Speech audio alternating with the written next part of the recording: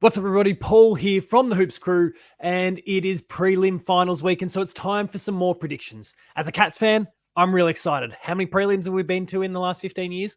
A lot. I can't remember the stats, sorry, off the top of my head, but it's been a lot of them, and it's been a real privilege, and I'm really excited to get down to the G this Saturday evening, twilight, with my family, and hopefully cheer on the Cats to a grand final the following week. But before we get to that, we've got some predictions we need to go through. We've got two matchups this week in the Swans and the Power, and the Cats and the Lions. And we're going to talk about all of those in great depth, discussing all of the ins, the outs, who do we think is going to win. I'll admit now, I don't have any gut feels this week, and I've had a few of those lately, which has kind of really helped, I guess, inform some of my tipping. No real gut feelings this week. I think it's all the head that's going to be doing the tipping this week. But before I get to my verdict on the two matches, let's take a word from our sponsor. The Hoops Crew Media Network is proudly sponsored by Cyril Cook Florist, established in Geelong since 1915. Visit their website at www.cyrilcookflorist.com.au. That's Cook with an E. Give them a call on 035 222 2244. Or mention the Hoops Crew to get yourself 20% off your next in-store purchase when you visit them at Shop 12, 11 Leather Street in Breakwater. All right, so let's talk preliminary finals week. As I said, we've got two matchups this week. We've got the Swans and the Power. That is Friday night at the SCG, 7:40, followed by the Cats and the Lions, Saturday twilight, 5:15. Very convenient time slot for both Geelong and the Lions in the event that either team wins. It's a pretty handy one. It gives Brisbane time to get back to Queensland. For the Cats, it gives everyone a chance to get back up the highway. Good news in that respect if we can be successful. It's also quite amusing to me now that as I look at this, the sports bet premiership winners, and apparently Carlton can still win the flag. So can the Hawks, the Dogs, the Giants. Who knows? All right, we have 4 teams left in the race, and we've got to whittle that down to 2 this week. So let's begin by talking about, in sequential order, the Swans and the Power. Now, there's a really fascinating kind of backdrop to this one, because if we want to, I guess, talk about just who's got the stronger, the fitter team, who's been the better performing team over the course of this season, well, then you'd be instantly jumping on the Swans, right? You go, okay, that's a fait accompli. But Port have won the last 6, including the most recent where they bashed the Swans up this season, when the Swans were, not far from the peak of their powers by over 100 points. I think it was 112 points. It was a crazy sort of margin. And we've seen potential premiers, we've seen grand finalists lose in such ways over the years. For me, I remember, and we ultimately didn't win the grand final that year, but I remember Geelong getting bashed up by the Pies in 2008. It was the only home and away loss we had for the entire season, and we got smacked by them in the realms of 100 points. And we went on to play the grand final, and it was, as is well documented, we were pretty unlucky to lose that. Not because of umpiring and those sort of things, but just we couldn't kick straight. So, it's not beyond the Swans to overcome that, but Port has an edge, and that's going to give them confidence. They're going to have confidence off the back of what they did last week against the Hawks. And there's probably a bit of a world is against me sort of attitude that might be emanating from the club a little bit based on, some of the Ken Hinckley stuff and just the constant doubting that's been going on. Of course, we smacked them by 84 points, and that's going to stick with you to a degree. But also, given what they've done against the Hawks, maybe it continues to serve as a bit of fire. Like, we're not going to have that happen again. And there's clearly an aspect here when it comes to this matchup where Port just simply pairs up well against the Swans. Like, they just have the right team to take on the Swans. And maybe that's a variable in the mix as well. That said, I do think the Swans will get this one done. I've put the tip there when I was kind of messing around with it before. I do genuinely think that the Swans will get the points here. They're finding touch again at the right sort of time. They are doing it the hard way. They're one of the 2 teams that have kind of overcome the Giants, and they came very, very close to a loss in that particular case. But I believe I buy what they're selling, And I think the Swans will get the 4 points or the pathway to a grand final in this particular match. The home ground, of course, plays a massive part in it as well. Again, no guarantees. The Port have done crazy things to them this year, and they will have their tails up. But I think the Swans will get the points. Where, of course, the Swans are vulnerable is in their forward line. Those tall forwards are not firing, and that serves as an opportunity for the Power, where they've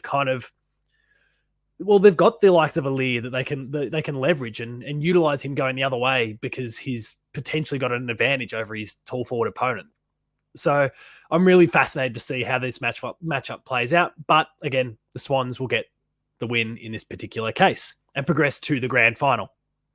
The other matchup, the Cats and the Lions. Again, the Lions have their tails up after an amazing come-from-behind win, a 49-point turnaround to beat the Giants this past week. The Giants, a team that I was really fearful of having to deal with in a prelim final. Now, it is nice that we don't have to deal with the Giants in a prelim final, but the Lions will have their confidence up. Joe Danaher did some incredible things to win them the game. There was a whole range of players that did a sensational job in lifting the club over the Giants. And they will be confident. They'll be feeling up and about. They'll feel like anything's possible now. As well, they should. And they've got an incredible list. Let's not lose sight of the fact that they have an incredible list. So it's going to be a fair contest. Now, I say all that, and the last 2 times actually we've played them in a prelim final, we've gotten the job done. And we've done it comfortably. Especially the most recent one in 2022. And I do expect the Cats to get the win on this occasion as well. There's a few things that I feel like I need to see happen to feel confident. And I'm going to go back to the well again. Tom Hawkins needs to play this match. Stretch Payne and Harris Andrews by having Hawkins, Cameron, and Neil all there in that forward line. Let Cameron off the leash a little bit. Get him running as a half-forward flanker or as a forward pocket that just takes off and goes and does his thing, but can get you the other way, can burn you for speed and can outmark you because he's got height. The Lions don't have a player to deal with a Jeremy Cameron playing off a half-forward flank.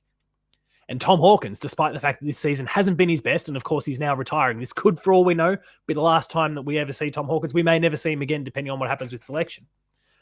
But I think there's a real opportunity there. And if you're the Lions, you cannot take your eyes off him. You do need to put Payne or Harris Andrews on him.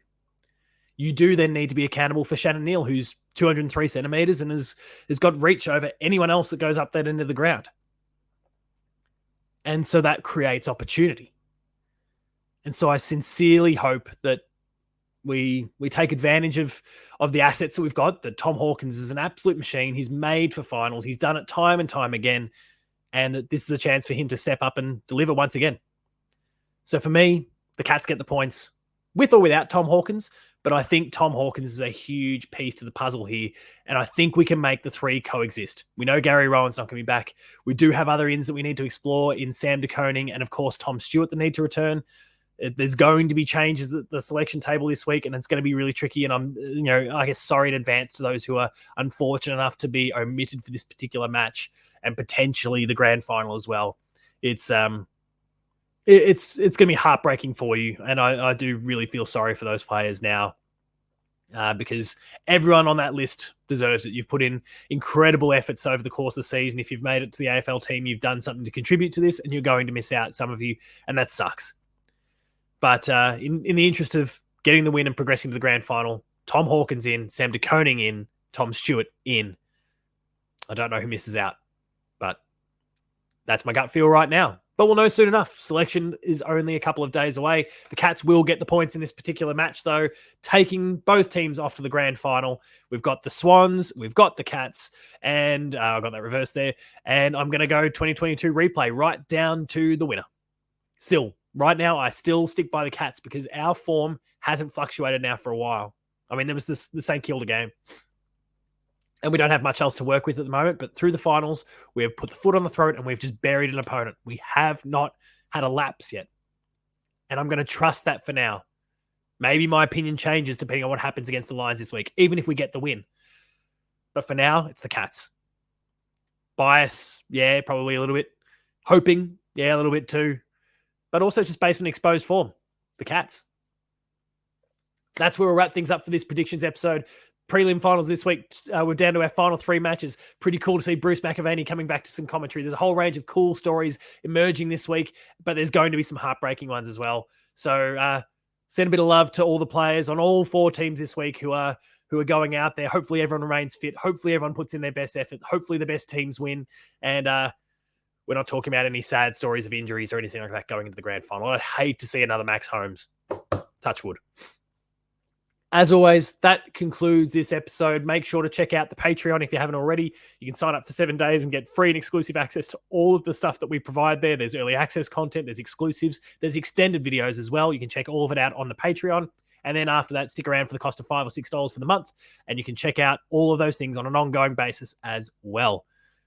Subscribe to the YouTube channel if you haven't already. Find us on social media at The Hoops Crew. And for myself, at Paul James Games. Until next time, remain Geelong strong, and I'll see you later.